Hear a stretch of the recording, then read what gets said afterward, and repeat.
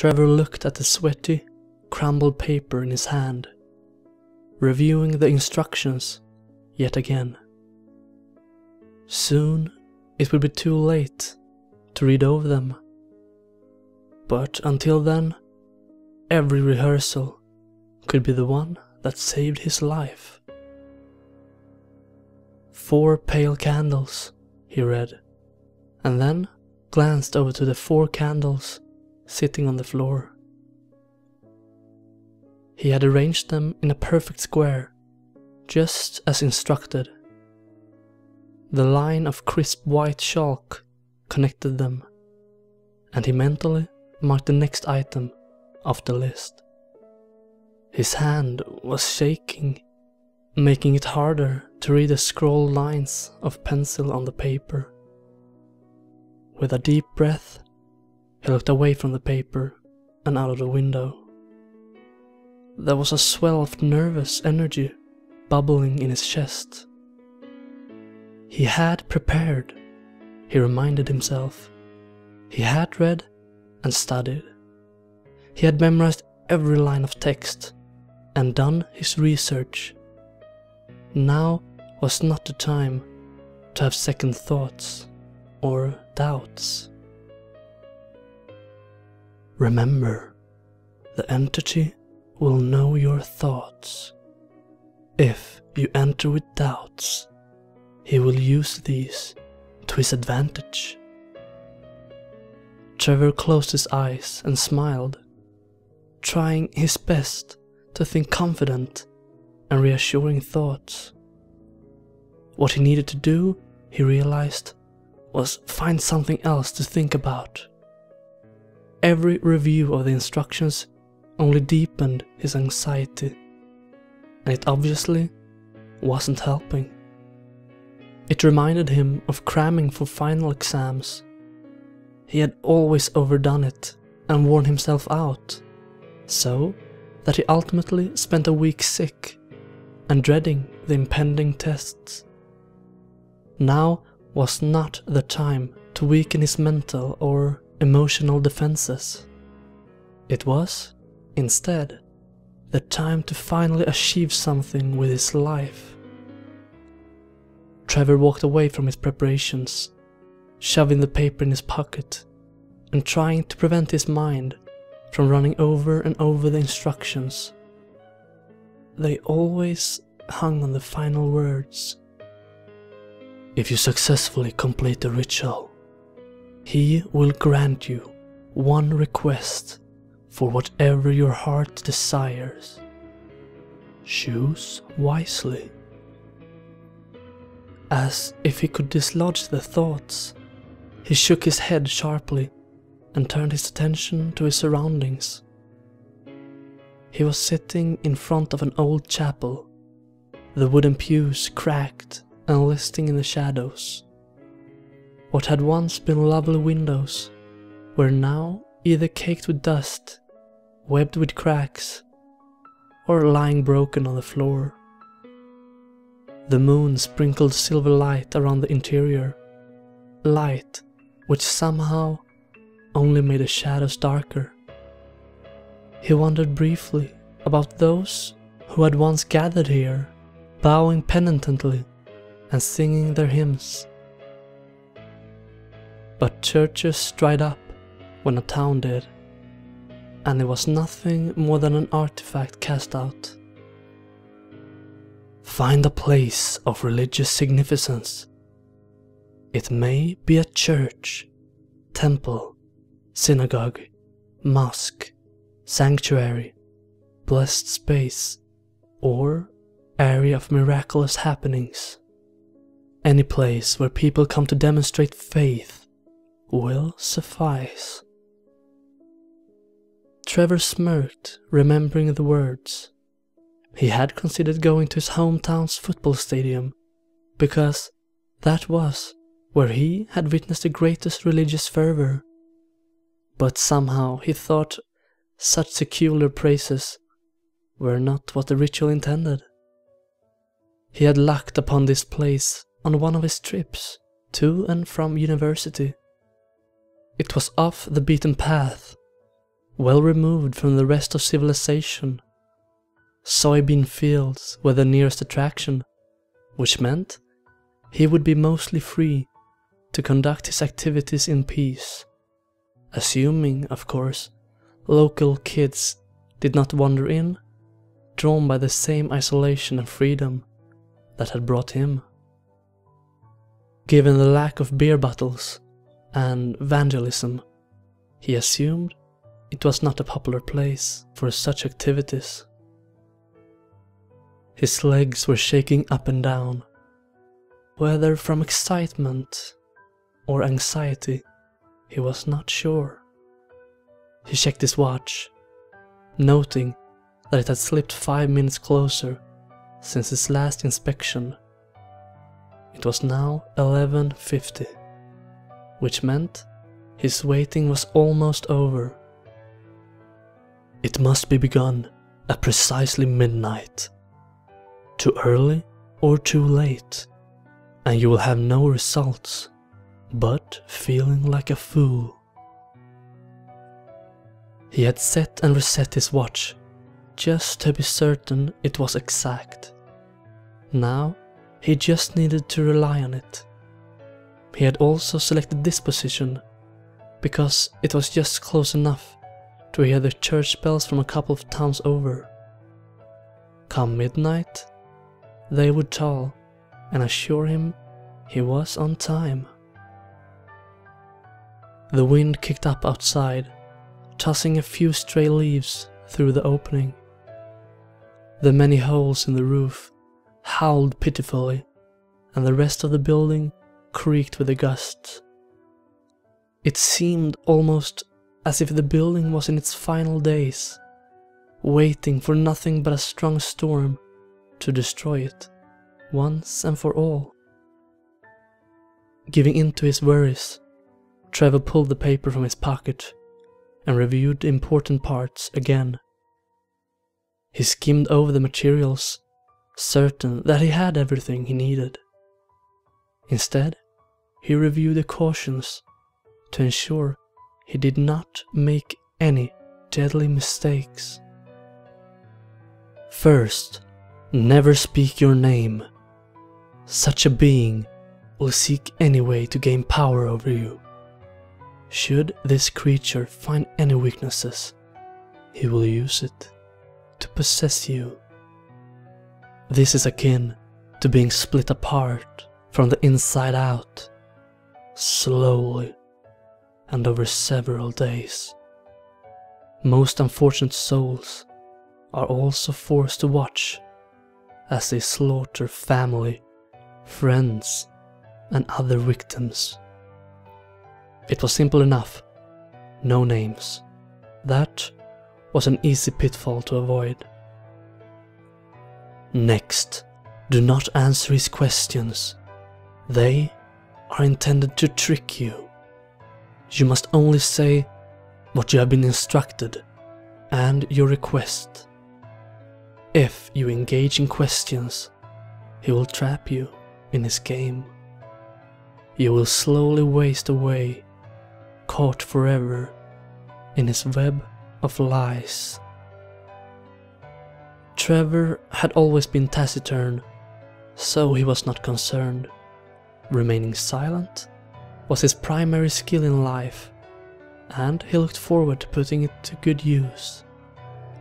He also could not help but wonder who in their right mind would try to best a demon in a duel of wits.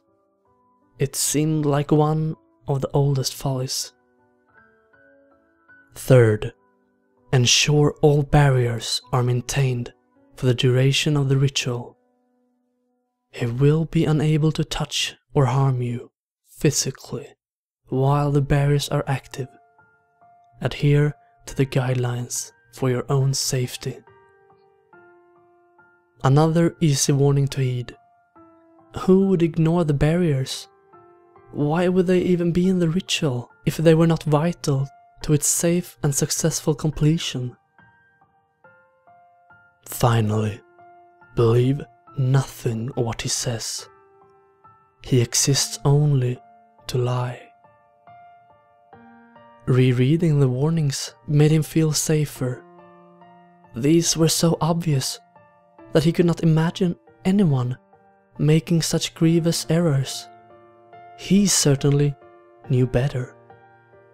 And if the dearest warnings in the ritual were so clear to him, it seemed impossible that he might fail. The clock hands spun closer, and he moved back to his prepared space. There were the 4 candles, a 5th and black candle setting to the side. There was a silver bowl of blessed water, secured from his local cathedral some days before. Also a lighter, a scrap of cotton cloth, and a steel knife.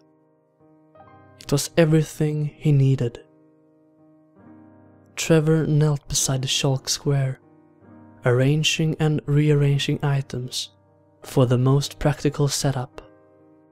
He wanted everything in arm's reach, but also in the order it would be needed, which meant, he thought, the lighter, the bowl, the knife, the cloth, and finally the candle.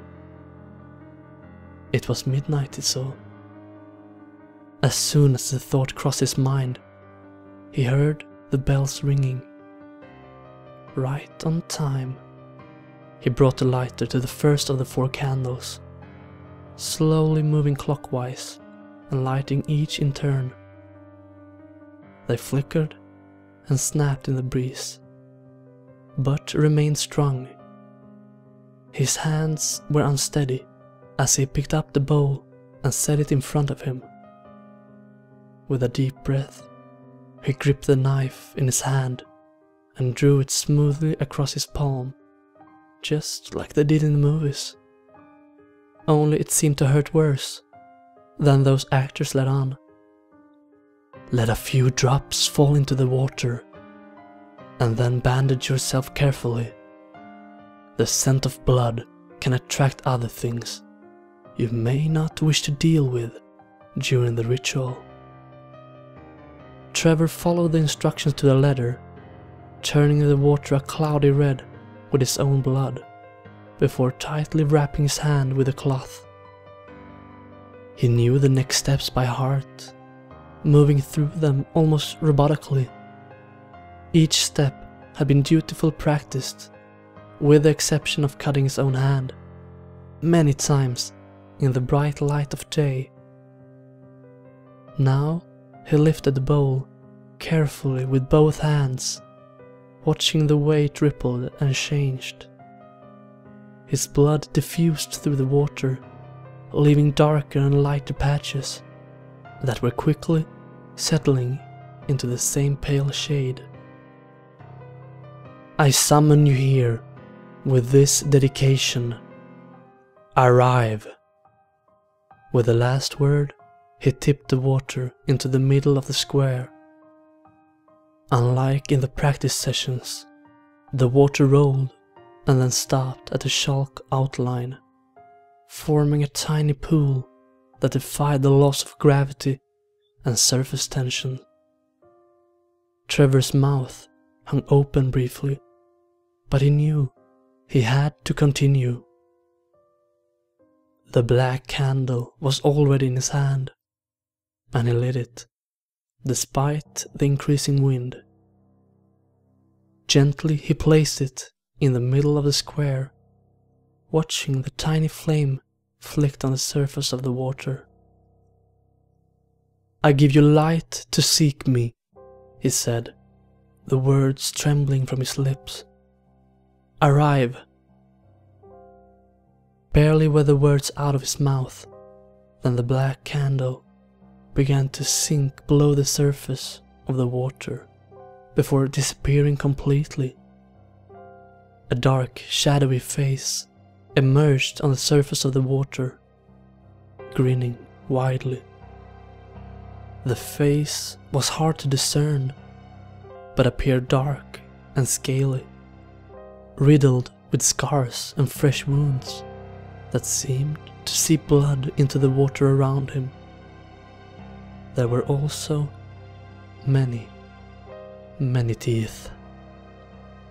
Trevor felt a cold pit of fear settle solidly in his stomach. Who summons me? Came the deep, gravelly voice. It came not from the thing's moving lips, but from the air all around Trevor. The whole building seemed to vibrate with the voice. No names, no questions, he reminded himself. Trevor's mouth was dry, thinking just how easy it would have been to make that mistake. You have been summoned, and I will instruct you. Speak your name. The church chuckled in time with the reflection in the water. It was smiling, showing even more teeth than Trevor thought could physically exist in the span of that face. Who are you to think you can command me, mortal? Came the bone-aching words. They seemed to vibrate through Trevor's body, as if he was being pulled apart by the reverberations alone. Speak your name, he said again, through gritted teeth. The demon stretched his arms, stabbing through the surface of the water and entering this world. The water trickled off them, stumbling over protruding scales and nodules. Cruel claws shone in the candlelight, covered with water and a vicious red liquid that Trevor knew by sight. The smell of rot and decay followed quickly after, threatening to bring up Trevor's meager dinner. I have summoned you, and you will obey my commands. Remain within the summoning area. Oh, shall I obey you and remain here? Asked the beast mockingly, planting one hand on either side of the puddle, outside the thin chalk lines. A deep, rolling chuckle emerged this time as he pulled himself slowly through the pool and into reality. The floorboards of the church appeared to buckle and steam wherever the claws pierced. He will try to intimidate you.